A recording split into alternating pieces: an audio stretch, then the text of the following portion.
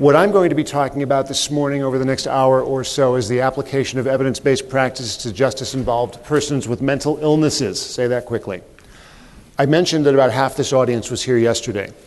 So I need to warn you that a number of these slides at the beginning you will have seen, because it wouldn't be fair to the other half of the audience if I just jumped into the other piece without a little bit of the background work that Dr. Osher was talking about yesterday.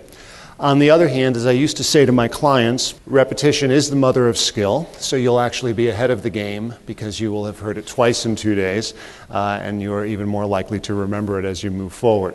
So both my apologies, and perhaps you can play a little game with yourself and try to determine which slides do you remember that you actually saw yesterday.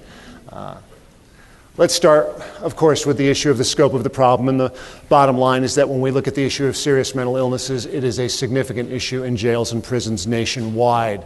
In fact, it is a much larger problem in jails and prisons than it is in the general population, several-fold. To ignore the issue when we're looking at the criminal justice population truly makes no sense. To suggest that because they have become a criminal justice population, that these issues are not relevant makes no sense.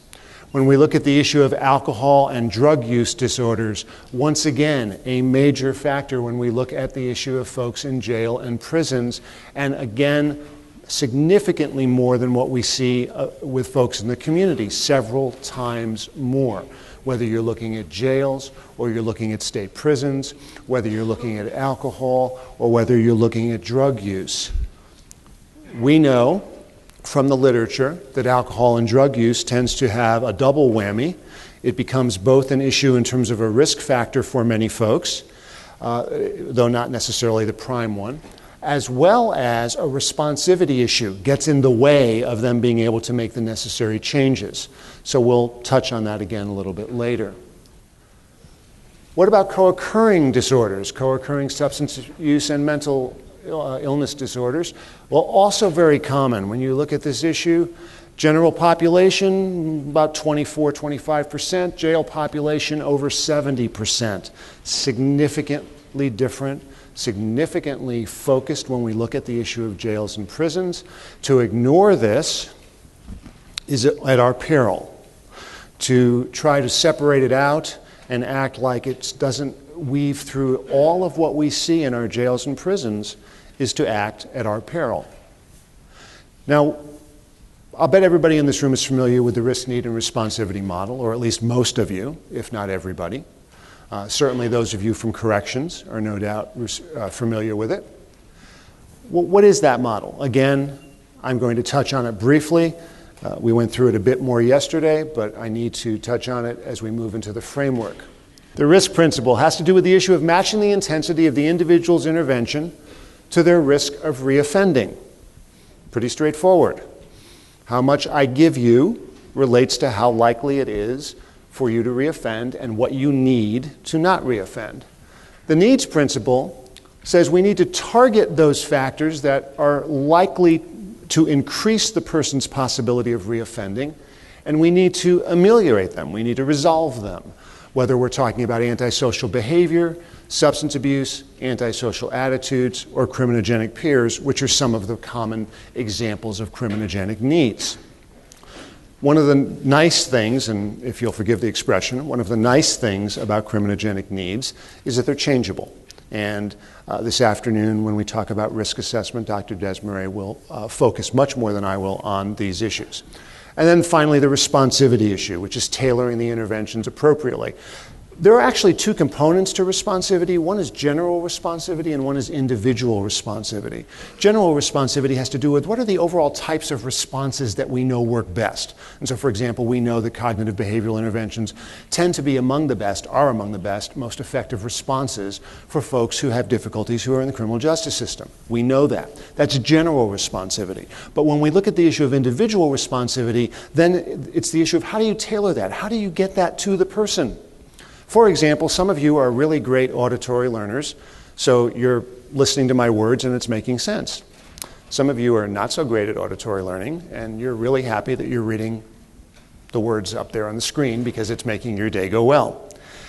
Some of you are more experiential or kinesthetic learners. You're having a lousy day because we just don't have much of that built in, right? For a number of reasons. And that's simple.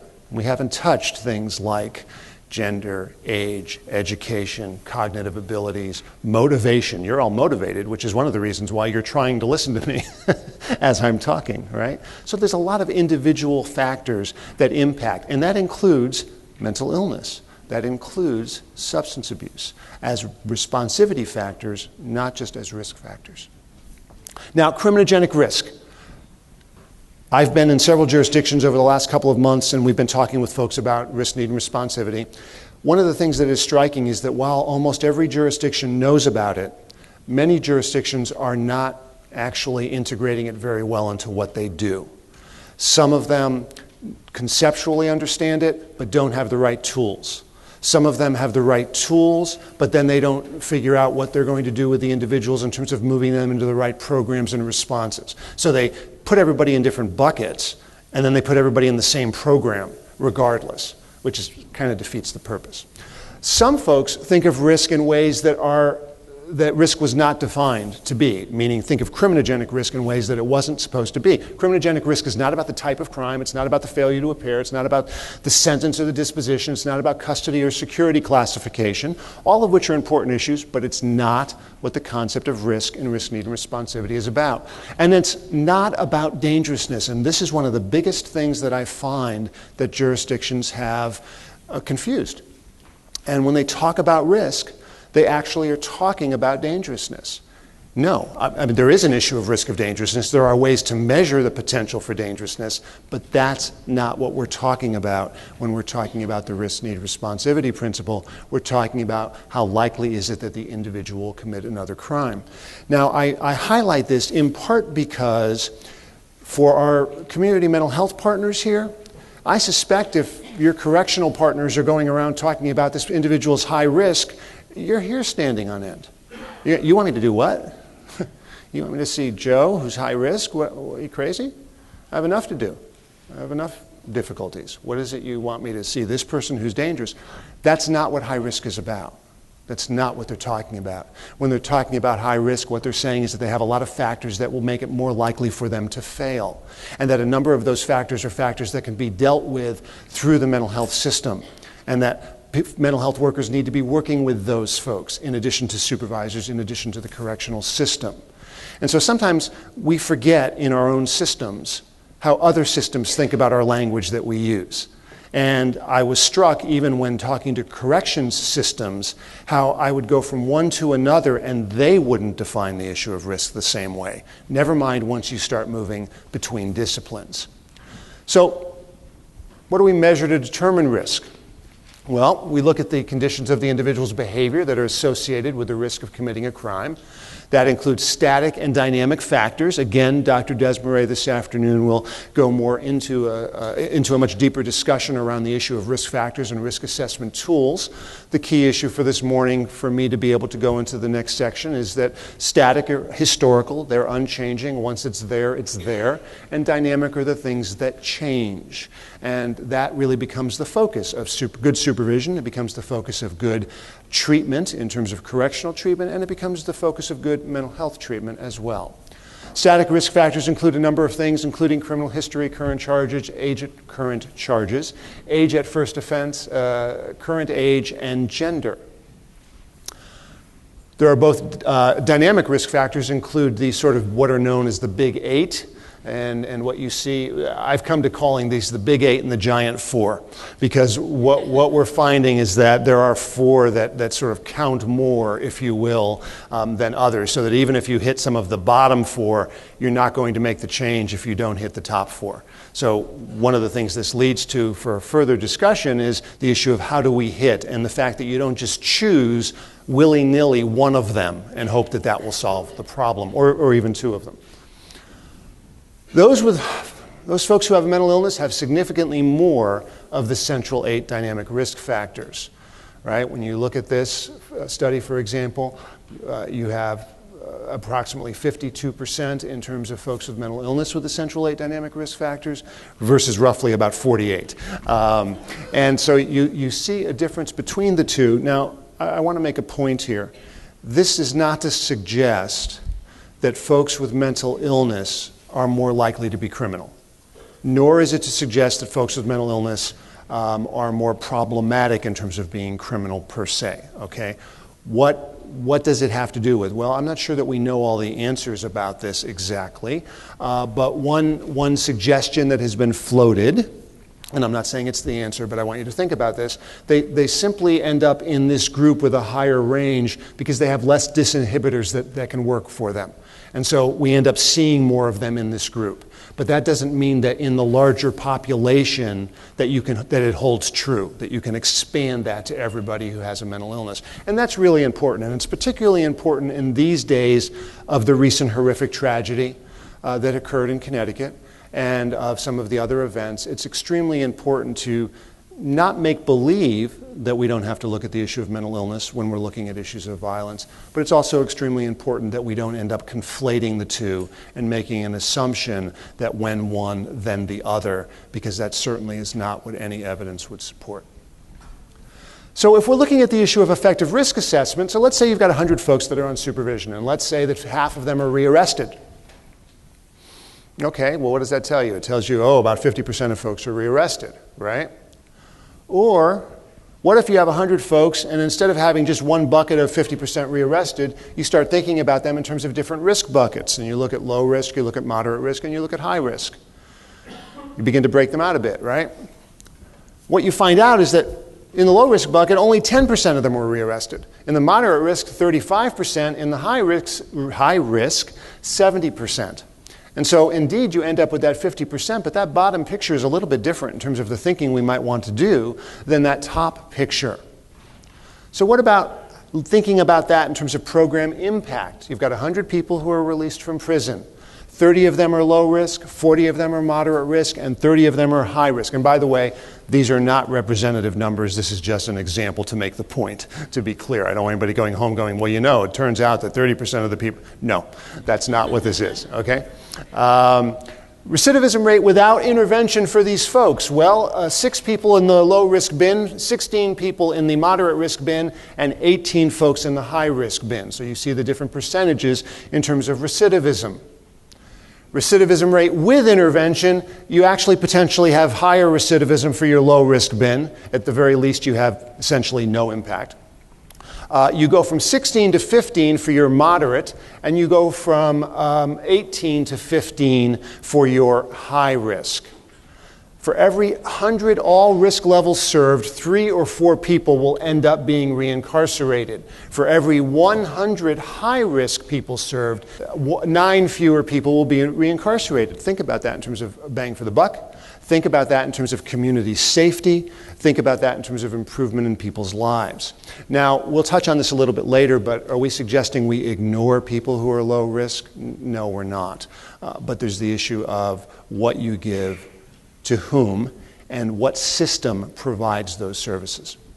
So you've got a 3-time bigger impact when you focus on higher risk individuals than when you simply spread out and do the same thing for everyone. And I saw some people nodding. I have no doubt that a number of your programs, a number of your jurisdictions, even when you're doing really good risk assessment, then end up with the same type of program that the individual goes into regardless of where they score out in terms of risk.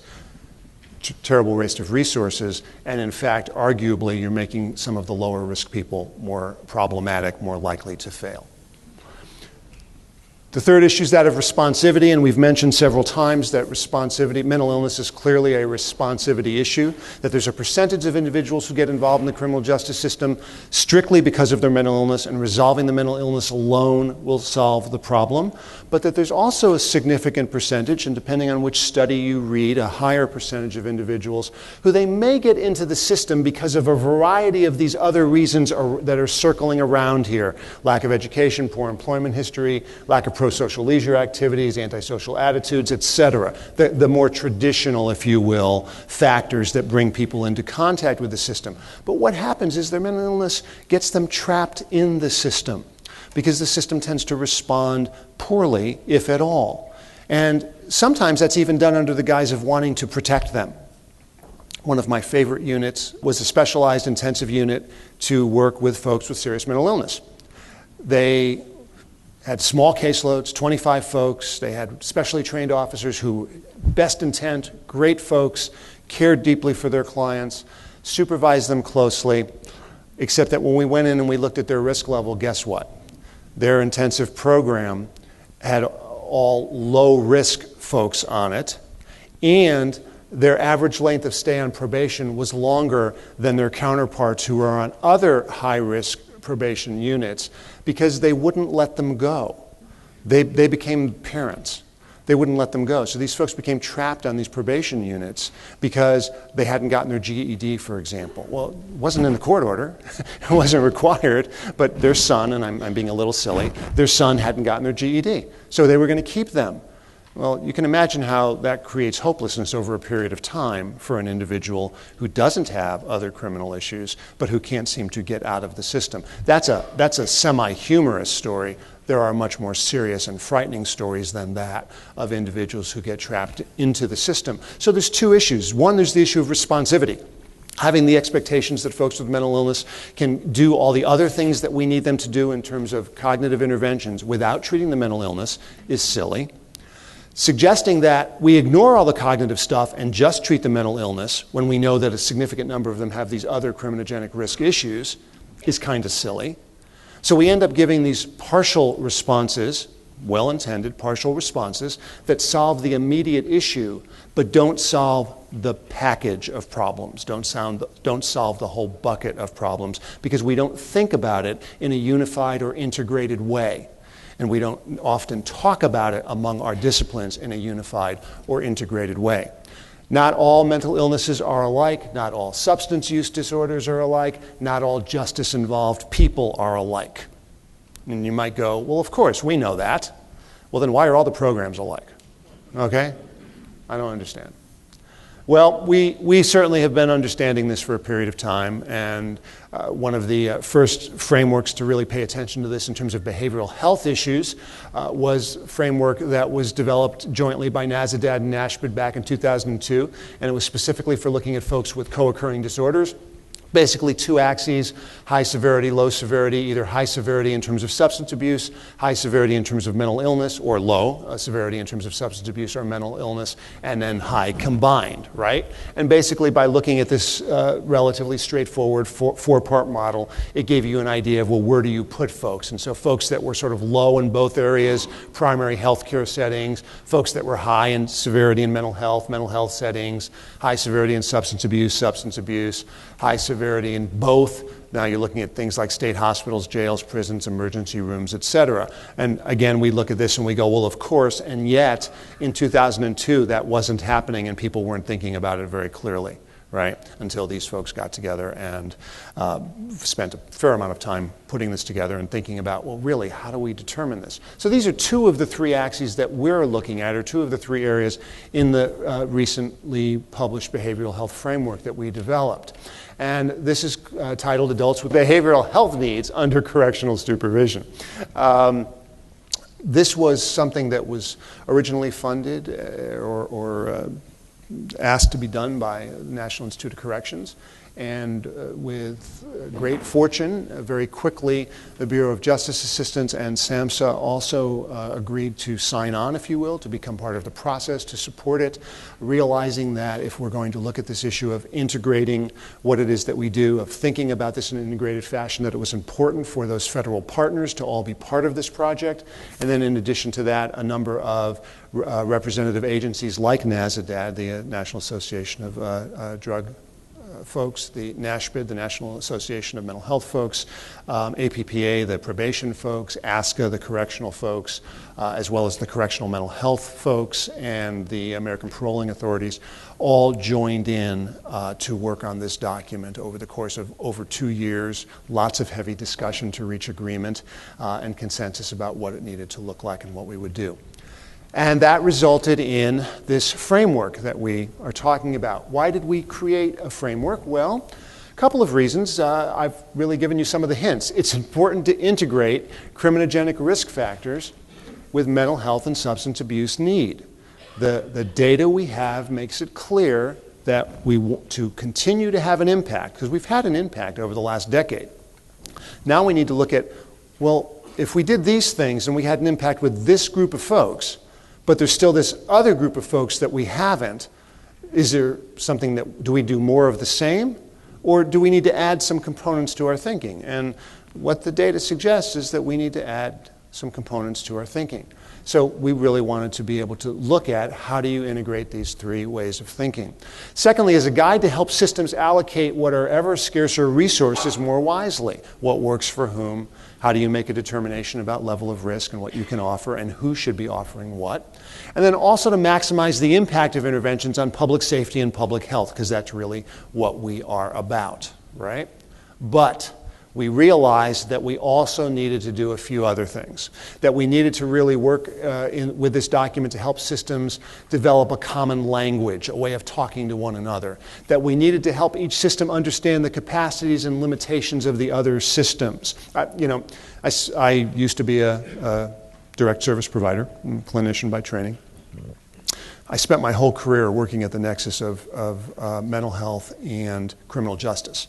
And I mean really at the nexus. I used to do groups in probation offices sometimes. I mean, literally very closely. And yet, even with that, there were these constant discussions between ourselves and the criminal justice folks about what the other one should be able to do. Because we had these brilliant ideas about the capacity of the other systems, almost all of which were wrong, of course. And often related to the fact that we wanted them to do the work about an issue that we were sort of stuck on and didn't know what to do. And it was genuine, but one of the things that became important over time was sort of co-training, them learning really what we did, us learning what they did, because we had these false expectations. And mental health is not magic. Corrections can't simply order rules to happen and follow automatically. There are limitations, and there are things that work or don't work in either system. Help the mental health system develop a more nuanced understanding of the criminal justice population. Not all people in the criminal justice system are bad. It's because they've been arrested for something doesn't mean they're bad, they're dangerous, or they should be ignored. And yet, often you'll hear this from still a good number of mental health providers, quite frankly. Help the criminal justice system understand a more nuanced understanding of the role mental illness and substance abuse play in criminal activity. And you tend to see two extremes. One extreme is, oh, well, they're sick, so we're not really going to do, it's not really our problem. And then the other extreme is, I don't care if they're sick, that's just an excuse, and they're going to be held to everything that everybody else is held to, and your technical violation rate shoots up.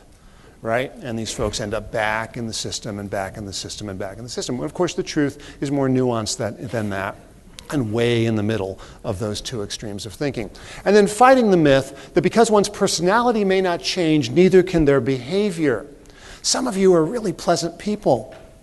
Some of you are really unpleasant. And yet you all manage to survive in the community because your behavior is appropriate. I can't make you pleasant, but I can help you change your behavior.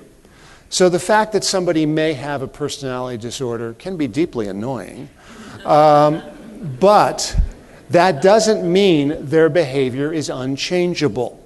So that brought us to this construct of criminogenic risk, excuse me, and behavioral health needs framework. And we start out with the two big buckets, those folks who have low criminogenic risk, and again, criminogenic risk meaning specifically things that are likely to increase the possibility of reoffense in some way or of a failure on supervision. And those who fall into the second bucket, which is medium to high criminogenic risk. Now, this is one of those fuzzy areas that people fuss about in the system. Do we talk about high risk? Do we talk about moderate risk? Where do we get the biggest bang for the buck? Some people say you only focus on high risk. Some people say that the highest risk people you can't help. There's so many myths out there. What we know is that in terms of the criminal justice system, focusing on low-risk individuals does not decrease risk. What we know is that once you get to moderate and high-risk individuals, focusing on them decreases risk. What we also know is that depending on where they fall along a very wide spectrum there, the degree that you decrease their risk is different. And so it's not like it's just one big bucket where they're all alike. And again, I suspect Dr. Desmarais will touch more deeply on that this afternoon. But it's important to remember that the key issue here is there's a very large group of individuals. Let's argue that that's roughly about 70 to 75 to even 80%, depending on location, that we need to be paying some attention to. Not the same amount of attention, but a significant amount. So from some to a whole lot. And then there's a percentage, about 20, that from the correctional perspective, probably not a good use of our dollars.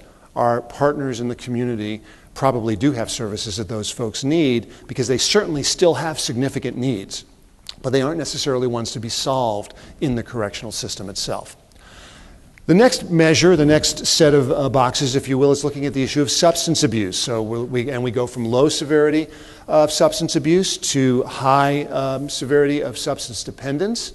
And that's under the low crim risk. And then you've got folks with those same two areas, low severity of abuse versus substance dependence, under the medium to high criminogenic risk.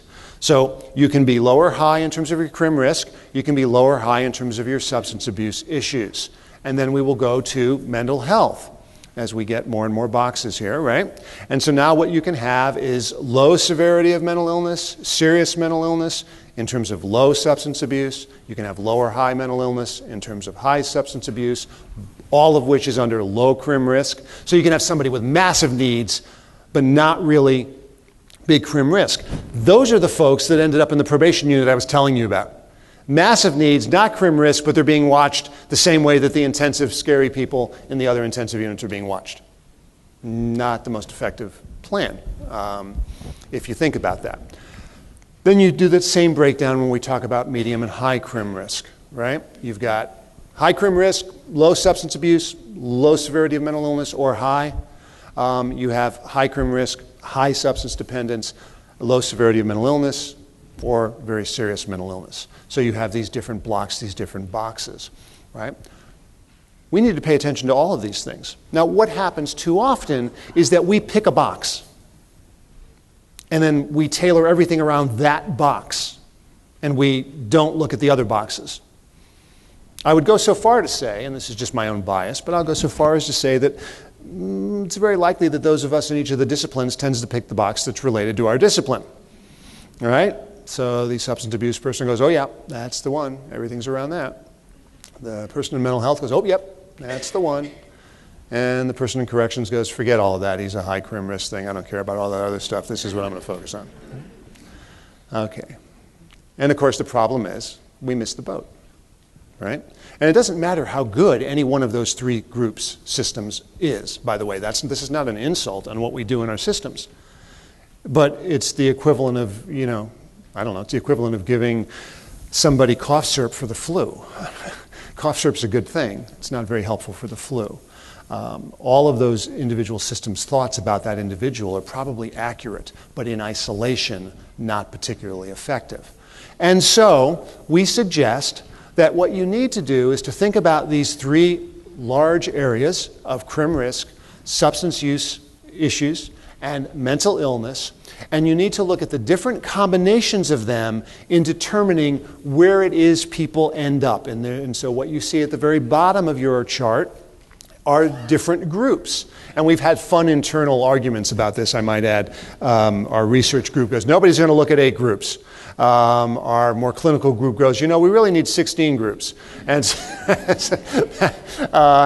so we have lively discussions. Nevertheless, we could not find a way to have this be sensible with less than 8 groups.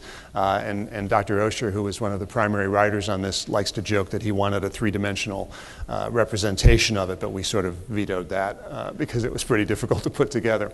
So now what we have are these 8 groups. And what you see are the various combinations of low crim risk, low everything, low sum, low crim risk, high substance abuse, low mental health. You see these different combinations. So let me break that out for you a little bit. Low criminogenic risk without significant behavioral health disorders, which would be, for example, group 1. They're low, low, low, okay? Low criminogenic risk, low sexual abuse issues, substance abuse issues, and low mental illness issues. And let's hope low sexual abuse issues, but that's a problem of working in too many systems over too many years. They are the folks with the lowest priority for services and treatment programs when we're talking about correctional services. Now, somebody out there is yelling, "What? No, that's not fair." Well, actually it is. And it is for a couple of reasons. One is that what we know is that if correctional services do provide them with treatment, they're almost definitely going to make them worse. So why do you want to spend money to do that?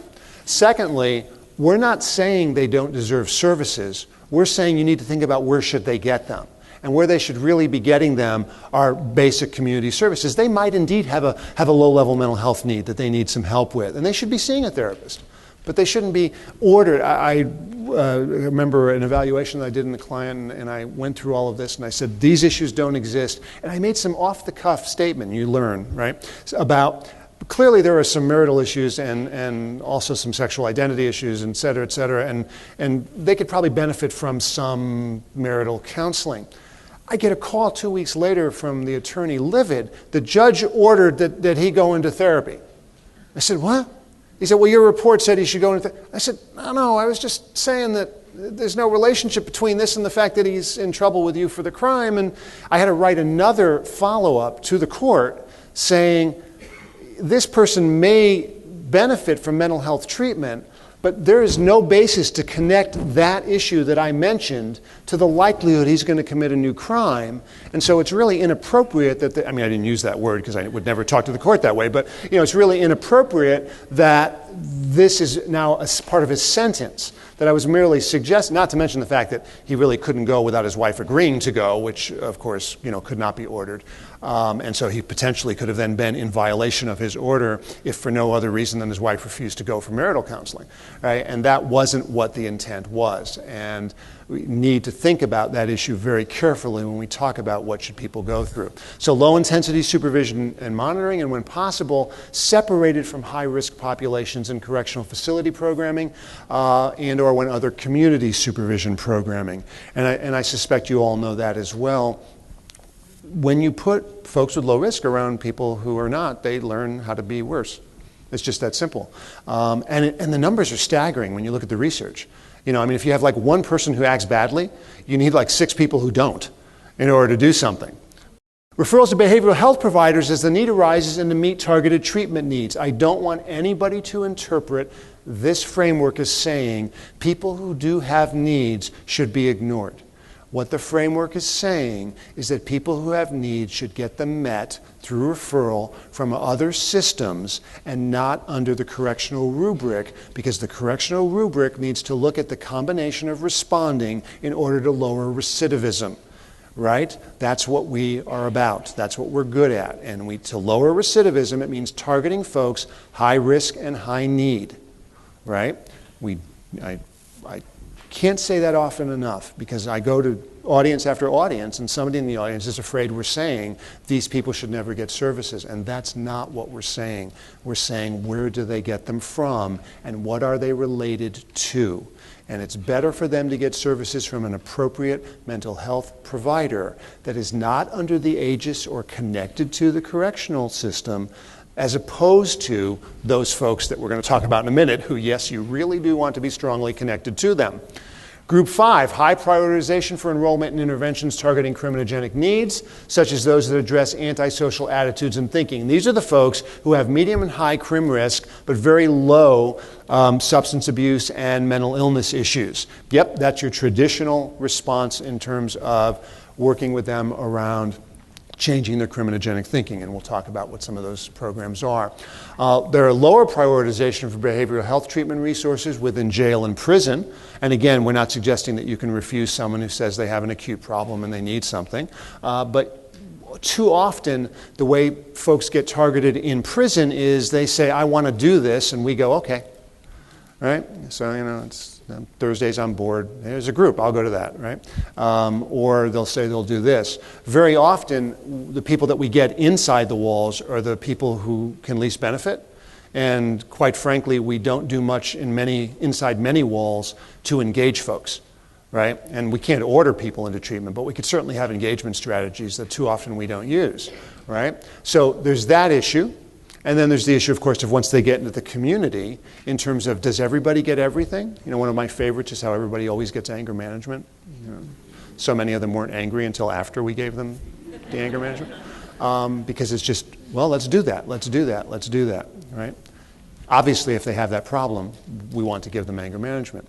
These are folks that you do want to monitor really closely. We're talking intensive monitoring and supervision for folks with high crim risk issues. We're talking participation in the community-based programming that provides cognitive restructuring, cognitive skills programming, the things that change criminal thinking. Clearly, with this group, high crim risk, low behavioral health needs, that's how we want to focus. Referrals are made to community service providers on reentry as needed to address targeted low-level mental health substance abuse issues. Again, we're not going to ignore these in this area either, but we're going to be focusing on the crim risk in particular. What about low crim risk with high behavioral health treatment needs? Groups 2, 3, and 4. Less intensive supervision and monitoring. Again, the unit that I was telling you about, probably not the folks that you would want on that unit. Separation from high-risk populations, access to effective treatments and supports, extremely, extremely important. Officers spend less time with these individuals and promote case management and services over revocations for technical violations and or behavioral health-related issues. So this is a group where less supervision, more response in terms of the behavioral health system, need access to effective mental health treatments and effective community supports. Then high crim risk with high behavioral health needs. Everything is high. Group 6, 7, and 8. Right? Well, interestingly enough, this of course is, we know, the priority population for corrections staff, but it's also a priority population for treatment staff. Intensive supervision and monitoring, use of specialized caseloads, that does make sense with this group. Access to effective treatments and supports. These folks, and this is for the community providers in here, these folks need you as much as the others. Okay? And please do not misinterpret high risk as dangerousness. All right? Ask if they've done a violence assessment. If the person's ever committed some type of violence, there are assessments that can be done. And you know, indeed, there might be somebody out there who's pretty scary, and your system may not be the appropriate one. But the vast majority of people who have mental illness, who are in the criminal justice system, are not scary people. And their high risk level has to do with their risk of failing, their risk of recidivating, their risk of going back to jail. And one of the things that will lower that is your intervention. And so your intervention is easily as important as the crim risk intervention for this group, or these three groups of individuals. Enrollment in interventions targeting criminogenic need, including cognitive behavioral therapies, but now we have the responsivity issue. I mean, I'm sorry, but if I'm floridly psychotic, it's really hard for me to do that thinking for a change stuff, right? I really, really need for you to get that individual stabilized and to be working with them so I can do the other part of the job with them. So, there's the issue of how do we develop effective interventions for each subgroup. It's assumed that these responses will incorporate evidence-based practices and promising approaches, because we don't have all the answers or all the practices that exist. They need to be implemented with high fidelity to the model, and they need to undergo ongoing testing and evaluation. Now, this creates a number of challenges as we move forward to implement this framework. And this is a conceptual framework. And I want to be clear about that. It is a conceptual framework. It is based on very good data around all of these areas. But we are in the midst of rolling this out, of testing this in different jurisdictions. And over the course of the next year, we have some additional products that are being developed, one of which Dr. Desmarais will tell you a bit about today, and others which we will be developing in the next several months, focusing on how do we then make determinations about what risk tools we use, how do we then help those risk tools, if you will, funnel individuals to the right types of programs, and how do we make some decisions about, of the evidence-based programs, which ones make the most sense for which group of individuals, because we don't have all those answers just yet. Now, there are certainly some implementations. One is that you really need to assess risk and behavioral health needs soon after someone is charged with a crime, and too often, too long goes by before that happens. So the sooner, the better. Packaging assessment results for decision makers is important. And I've fallen into this trap too. Those of you out there that do assessments, do you ever write like 20, 30-page reports? Only to watch the person that you give it to flip to the last page and read the discussion, right? Well, there's a reason for that. One, they don't have a week. Two, they don't really understand what you put in there to begin with because you typically did it in language that is not accessible to normal people. And three, they just need to know what to do. And so brevity isn't a bad thing. But the other issue, in addition to brevity, is language, English. You need to write it for your audience, not for your profession. Okay? By the way, correctional folks, I'll say the same thing to you. I've talked to many legislators over the years who've said, oh yeah, we get all kinds of material, but we have no idea what they're talking about. You know, a 400-page thing last time, we don't know. You know, they said they need it. They said, here's the numbers. We have no idea how to connect these. That issue of getting that information out, of packaging assessment results for people who are making decisions and sharing it appropriately within the rules is really important. And you need to think about who your audience is rather than how it is that you're comfortable writing for your your colleagues who are in the same profession. Using information to inform services in the supervision that's provided means not giving them all the same thing. Encouraging treatment providers and supervising agents to serve high-risk populations, the way I was defining high risk. Ensuring treatment system has capacity and skills to serve populations that they would not otherwise see as a priority population. So we look at the two critical components then in terms of effective programming and treatment responses. There's the target population, who are the right people to be serving, and what are the comprehensive services, or what are the appropriate and effective types of services that people need to receive. Well, first of all, let's just talk about evidence-based practice, if there's ever been a word that's become misused. Evidence-based practice is the integration of the best research evidence with clinical expertise and patient values. Again, fun arguments between the real clinician, the pure clinicians and the pure researchers that you see all the time, right? The researcher says if it wasn't already proven, you can't do it. And you go, well, how do you prove it if you don't do it first? You have to try something, right? And the clinician goes, well, it worked last week, so it's proven, and it's an evidence program, and we'll do it again, right? Well, what evidence-based practice really is the integration of the best research data that we have to date with clinical expertise and patient values, but it is driven by the research. But no, it's not always a slam dunk, right? We don't always have everything proved solidly that we would then move forward with. But evidence-based isn't just, and I was talking to somebody, was it, I forget who it was, whether it was Fred was saying this yesterday, and I honestly don't remember whether it was when he was talking to some of you or whether it was in another meeting, but one of the jurisdictions that he had been at, and not here, had said, yes, we do evidence-based practice. And he said, well, why is that evidence-based? And they said, well, because we're measuring it. No, you need a little more than that. So first issue, does the research support what you're doing? Is the research informing what you're doing with programming? Next issue, are you actually doing it the way that it was supposed to be done? This is the issue of fidelity. And I always have discussions with, I don't have any here, but if I did, it stands on end when people say to me, oh yes, we adapted. And I have to fight to not grimace. Not because I think they're bad, but because the minute you've adapted, you've changed something. And you cannot use what was proven about it now. You now have to reprove some things. And I understand why we adapt, right? We get a program that's 28 weeks in length and the judge orders the person to be with us for 12 days, right? We have somebody in jail for 6 weeks and we have an 18-week program to do. I get that. This is not a dump on us, but it is an issue of we can't then say, oh yeah, we're doing evidence-based stuff. No, we have some evidence-based programs that we're using in the best way that we can, and we frankly are not sure if we're going to get the same impact because we don't have the things that were developed originally. So fidelity is the degree of implementation of the evidence-based practice. How well do we adhere to it? Programs with high fidelity are expected and have been shown to have greater effectiveness. Fidelity scales assess the critical ingredients of an evidence-based program. You can truly measure whether somebody is doing what it is the program was designed to do. And you need to do that. And by the way, even when you take a program and you do it exactly the way it was instructed, you still should have somebody measuring whether or not that's happening. The first issue is, okay, so we're following the rules, but are they actually interpreting the rules correctly?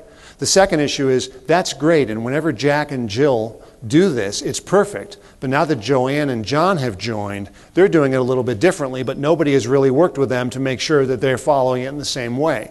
So whether or not you're doing it exactly the way the rules tell you, you still need that quality assurance, if you will.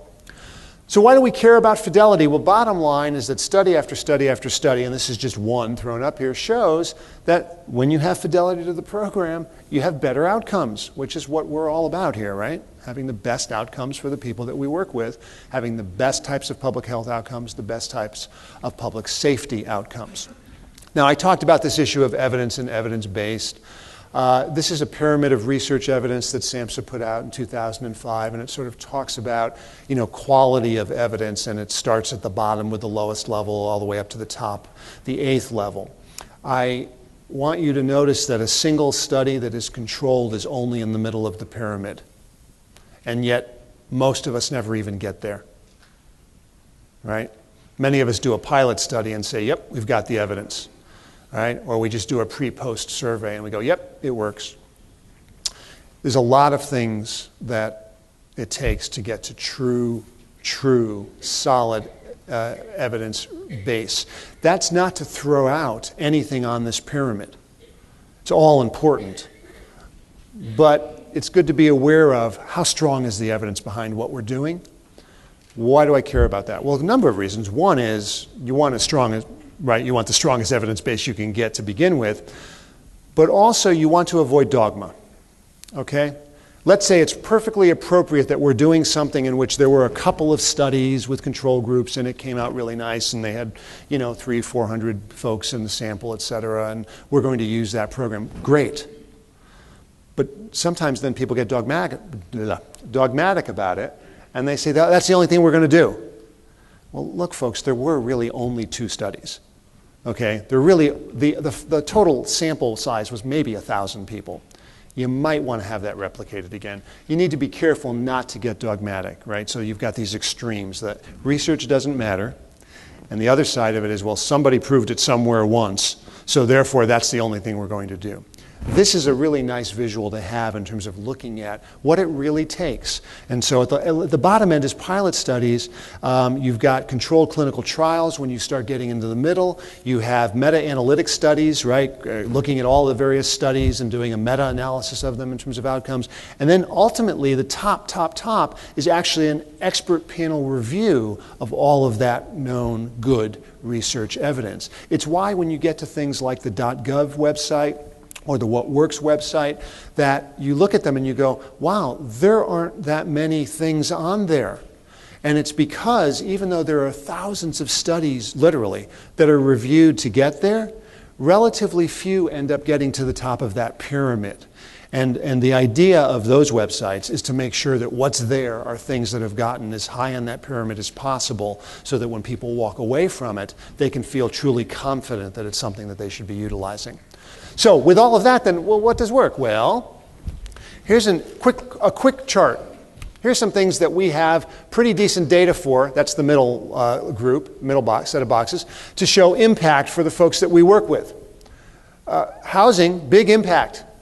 Some studies. Integrated treatment, more studies, big impact. And yet integrated treatment still doesn't happen anywhere enough. ACT, assertive community treatment, some studies, number of studies rather, good impact.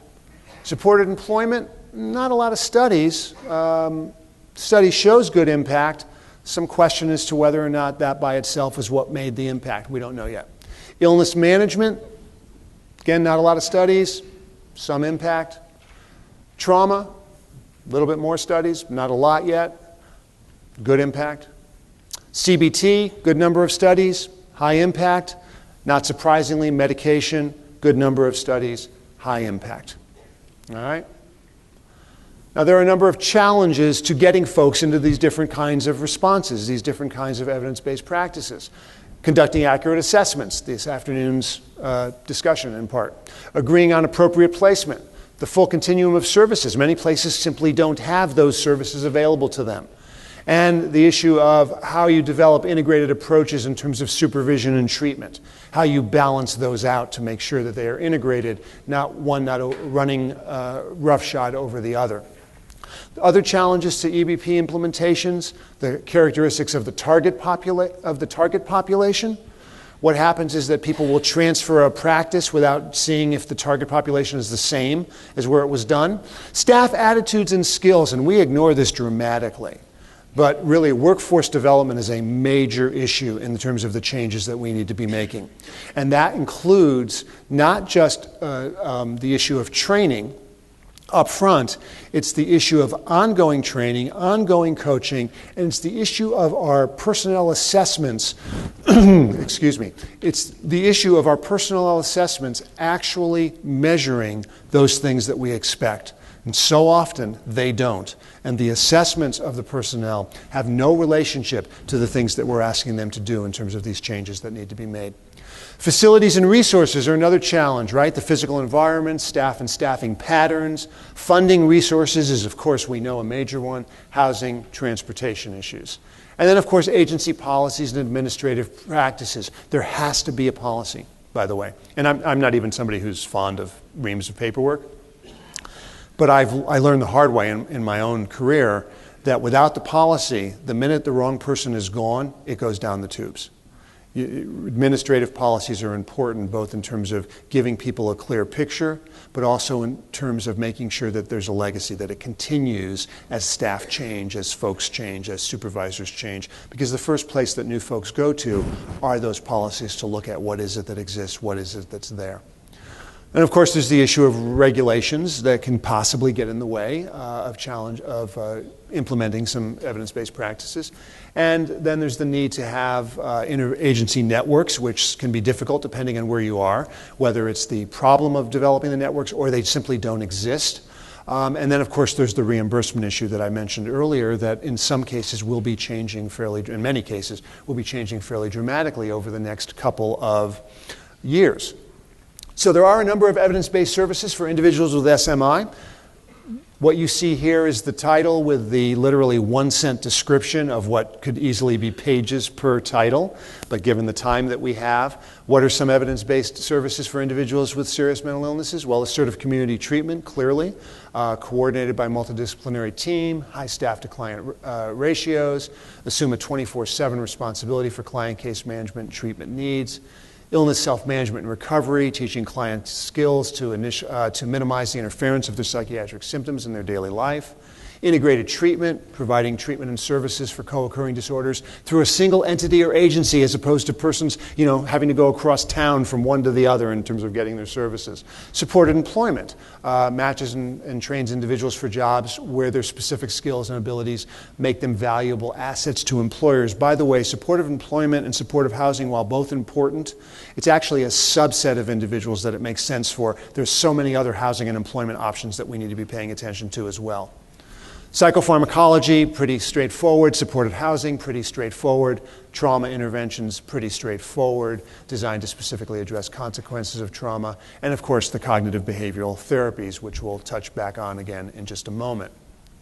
What about for individuals with substance use disorders? Well, once again, CBT. CBT keeps popping up all over the place. Motivational enhancement therapies, things like motivational interviewing, client-centered directive methods for enhancing individuals' motivation to change.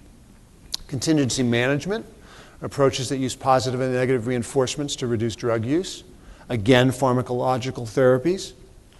And community reinforcements, community-based method to achieve abstinence by eliminating positive reinforcements for consumption and enhancing positive reinforcements for sobriety. So you have in these, I'm not going to do that because they're all individual. I was going to try to flip back to the other two slides. But what you have in these 3 slides are some of the best researched therapies out there for folks with serious mental illness and folks with substance use disorders. Now, you may also be doing something like, because let's talk about co-occurring disorders now, integrated treatment and programs for folks with co-occurring disorders, provision of treatment and services through the single agency or entity that I've already mentioned. Modified therapeutic communities are very effective for folks with co-occurring disorders, for justice-involved folks with co-occurring disorders. Integrated dual disorder treatment, also very effective, and again, assertive community treatment, also very effective. Now, you may all know of some other treatments. I would not say to you that there is no other treatment out there that's been known to be effective. What I will say to you is that there's not a lot. And on any given day, we talk to someone who tells us about this treatment they're doing, and with no disrespect made to the treatment, it isn't necessarily one that's the right one for the population we're talking about. So it's not just whether a treatment worked somewhere, it's whether it works with a particular population that we're talking about, which is why those of you that we do consult with through grantees, current grantees, past grantees, it's why you might often hear a little hedge in our voice when you go, oh, and we're doing blah, blah, blah, and we go, oh. And that's because what we want to do is have a conversation with you about, we suspect you're doing that well, but have you thought about whether or not that's the right thing to do or the best thing to do with the particular target population you identified? And so if you haven't had that discussion with one of our folks over time, the odds are pretty good that over the course of a year it'll come up at least once or twice. And so I'm just sort of letting you know that that's why, and that we're really sort of looking with a very hard eye of where is there enough data to support the use of a particular process. Now that's different than some folks say, hey, we're trying a pilot, we want to see if this works. That's great, because all of these things together have not solved the whole problem, but they are among the most effective responses that we have, right? And so what we're really talking about is an integrated public health and public safety strategy. Again, you can see this developed by NIDA back in 2006. Really looks at blending the functions of criminal justice and treatment systems to optimize outcomes. You're looking at good supervision, good treatment, trying to avoid incarceration in criminal records, and certainly immediate consequences, or what we call swift and certain consequences for noncompliance. Right? That's the integrated model, if you will, in terms of thinking about public health and public safety. It's the model that we, as well, in terms of working with folks who have serious mental illness, need to be thinking about and to be more effective at. It's the model that we need to be better at talking to community mental health centers about to assure that they understand, and one, the importance of their role in the work that we do, and two, how it is that they can indeed do that work. Okay. A couple of other things. We have about 10 minutes. There's a growing evidence base that suggests that some interventions and strategies don't lead to the desired outcomes and some do. What we know is that in terms of general responsivity, we're talking about cognitive behavioral responses, cognitive skills training and interventions, and cognitive behavioral therapy.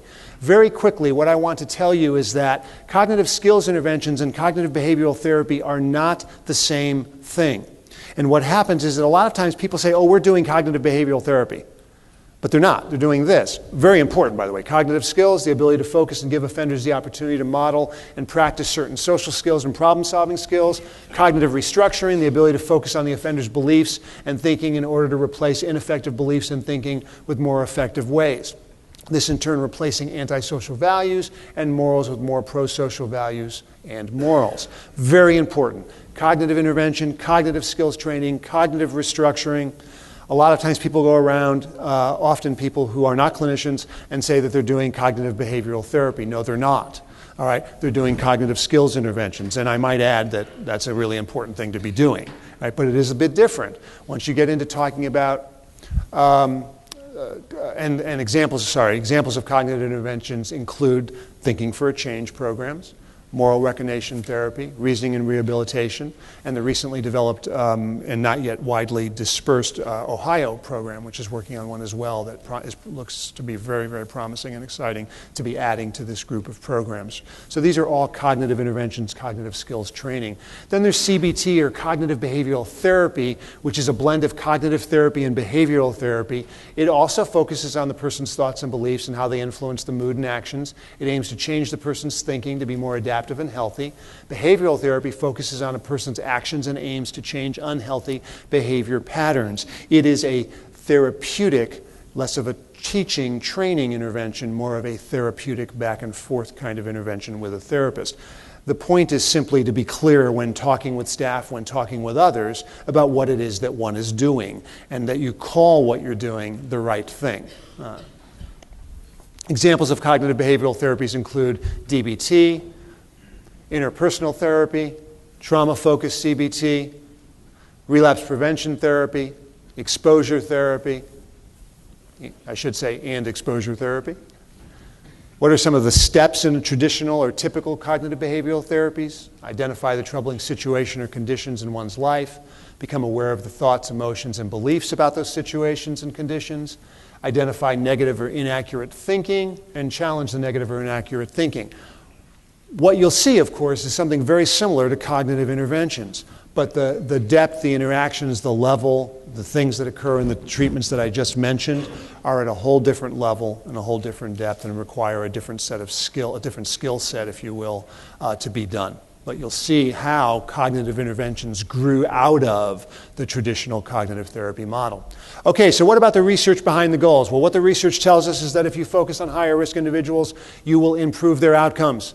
That if you focus on low-risk individuals, you will make them worse. And it's always nice to have research to support that, and Latessa and Lowenkamp have a variety of different types of research to show this, but one of them is right here. This is looking specifically at the issue of halfway houses, and isn't that interesting? You look at the issue of low risk, and you see poorer outcomes to the negative. You look at the low-moderate group and you see a little bit of an impact.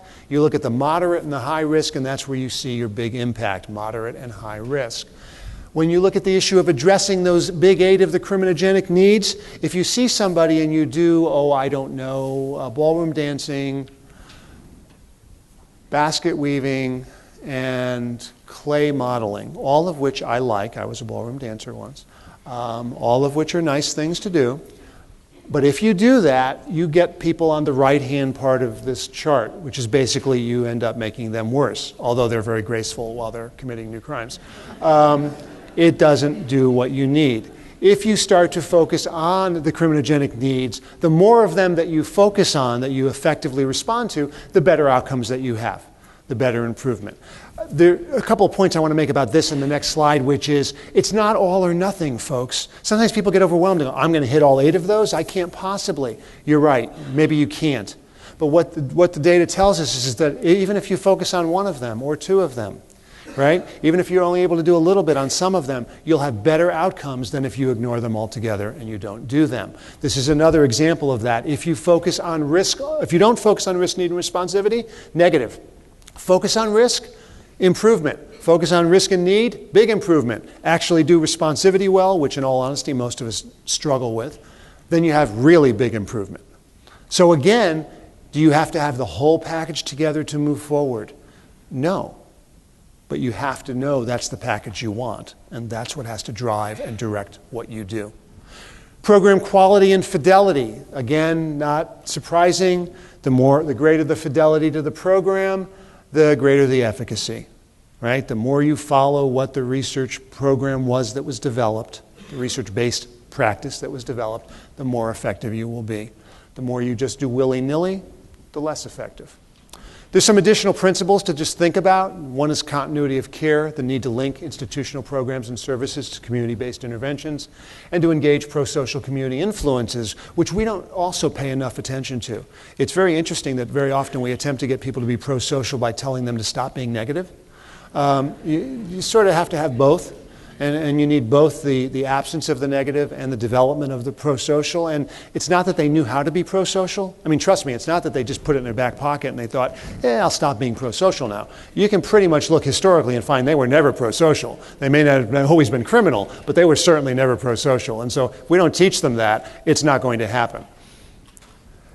Ensuring program integrity, right? Solid program theory, fidelity of implementation, making sure there's the appropriate program client to do it, and again, the issue of well-trained staff. Monitoring and evaluating the performance, I've already mentioned this. The changes within treatment in terms of outcomes, right? Both within treatment in terms as far as process evals and outcome evaluations.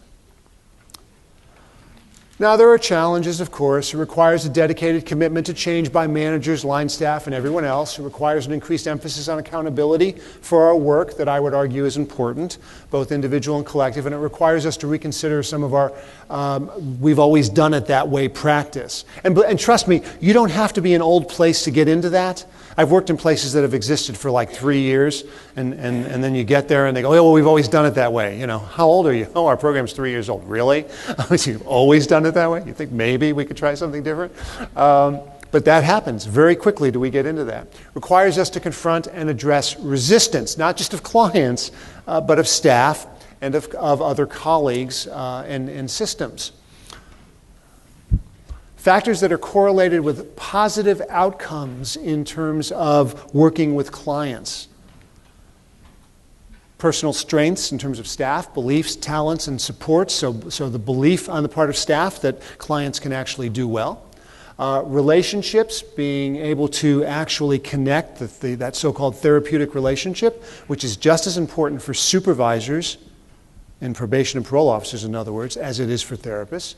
Expectancy, expecting success, and of course modeling, which is the do as I behave, right? Not just do as I say. And I always found that interesting when you have a very harsh kind of response to somebody and you're basically yelling at them that they should behave better. You know, those of us that are parents have no doubt done that on occasion as well. But nevertheless, as we learned from our children, it actually doesn't work. So it's probably not a good idea to use it with the adults. Some key suggestions as we wrap up here. Be aware of the What Works literature and its special application. And again, I would push you to our What Works website under the Justice Center to take a look at some of the material that we have there. And we're adding more. Big substance abuse component and education components are coming online in the next roughly 4 to 8 weeks. And then we have others that we'll be adding, including juveniles, housing, etc. So it will be the most current research in terms of thinking about that. And again, the crimesolutions.gov is another important website to be going to and looking at. Become familiar with programs and services within your institutions and local communities. Develop collaborative case management plans that can serve as the roadmap for offenders. And it's not a secret. The offenders should know the roadmap. They should know what it takes to get through therapy. They should know what it takes to get through supervision. They should know where the end goal is, and they should know it as soon as possible. And it should follow them throughout their journey in the system. Ensure critical sharing of information and documentation about their participation. Appropriate, get the necessary releases. HIPAA does not mean we cannot share information. It does mean that we have to follow certain rules. Follow the rules, share the information. It's in the best interest of the client to do that. Link offenders with parallel services in the community post-release, of course, is the other big piece. A few other things. Makes sense to, and what you'll see, of course, these are things I've mentioned in the presentation. Dedicate more intensive resources for those who pose a greater likelihood of recidivism. Remember that more is not necessarily better for every offender. Consider the responsivity factors when you're developing and implementing your strategies. Not everybody does the same thing. Again, we didn't consider that today, right? Visual, auditory, you're good. The rest of you are trying to stay awake desperately. Build incentives into case management plans and reward positive behaviors. We don't do enough of that either. We're really good with having a contingency for doing the wrong thing. Takes 4 positives to make up for every negative that we do in terms of reinforcements, by the way. So keep that in mind when you're using a negative reinforcement. Evaluate what is and what is not working for offenders in your jurisdiction and prioritize for change those strategies that are demonstrated to be most effective in reducing recidivism. The end goal of everything we do should be reducing recidivism for our clients, because reducing recidivism means the community's safer, but it also means our client is better off. They're not dichotomous issues. Our client is better off if we do everything possible to reduce recidivism. And the community is better off if we do everything possible to reduce recidivism. As we've said several times today and yesterday, one size does not fit all. And gender matters, and we haven't touched on age yet. For those of you wondering, can this framework be used with juveniles? The principles are valid. The roll down is a little bit different. We have a group of very smart people that we're working with. We're spending the next year to be able to develop the equivalent of this so that we're able to look at this for juveniles as well as for adults. So those of you working with juveniles, the overall principles of the 3 areas, yes, they match. The specifics, they're coming. Stay tuned. We'll be with you soon. Now, some folks might be going, well, my jurisdiction will never do this, so I will leave you with this. And I'm going to just use Connecticut because I happen to be very familiar with it, not because it's particularly special or not, but I happen to be familiar with it. In 2011, the Department of Mental Health and Addiction Services actually developed what is a 6-page policy. But what they said was DEMIS clients who are under the supervision of CSSD and DOC are provided the same array of clinical and support services as those without such supervision. They put in policy to assure that those individuals under criminal justice supervision would be seen in their community mental health centers throughout the state. There's 5.5 more pages of the rules about that, and there are big rules about what's appropriate, what isn't, but that was a watershed moment. CSSD, which is Court Support Services Division, who oversee almost all of the people on community supervision in Connecticut. The Court Support Services Division will establish mental health probation officers to provide intensive supervision for clients with identified mental health disorders. They will work collaboratively with DEMIS staff to ensure access to an expanded service continuum for psychiatric and co-occurring disorders.